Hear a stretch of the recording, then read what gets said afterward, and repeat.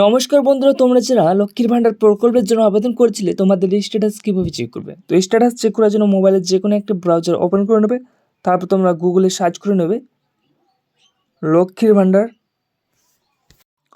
ভান্ডার লেখার পর তারপর তোমরা সার্চ করে নেবে। সার্চ করার পর তোমাদের সামনে এরকম একটা লিঙ্ক ওপেন হয়ে যাবে। তারপর তোমরা লক্ষ্মীর ভান্ডার লেখা রয়েছে, তোমরা এই অপশনের উপর ক্লিক করে নেবে।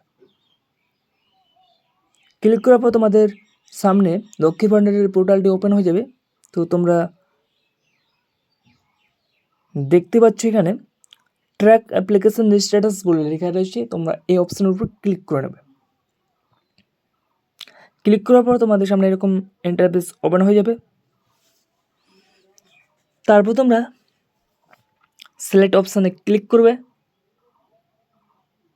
সিলেক্ট অপশানে ক্লিক করার পর তোমাদের সামনে এরকম ইন্টারফেস ওপেন হবে। তারপর তোমরা দেখতে পাচ্ছ এখানে অ্যাপ্লিকেশন আইডি, মোবাইল নাম্বার অথবা আধার কার্ডের নাম্বার দিয়ে তোমরা যে কোনো একটি সিলেক্ট করে নেবে। তো আমি মোবাইল নাম্বার দিয়ে চেক করব, তার জন্য আমি মোবাইল নাম্বার এই অপশানের উপর ক্লিক করে নেব।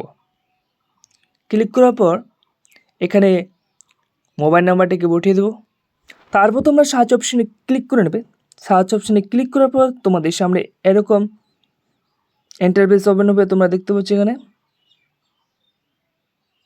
তো একটু তোমরা নিচে আসবে, তোমরা ডান দিকে যে এরর চিহ্ন রয়েছে তোমরা এই অপশানের উপর ক্লিক করে নেবে।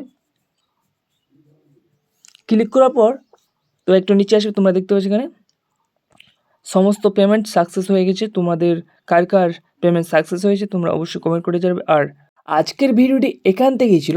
যদি ভিডিওটি ভালো লাগে অবশ্যই একটা লাইক করে দেবে, আর চ্যানেল নতুন হয়ে থাকলে অবশ্যই চ্যানেলটিকে সাবস্ক্রাইব করে দেবে।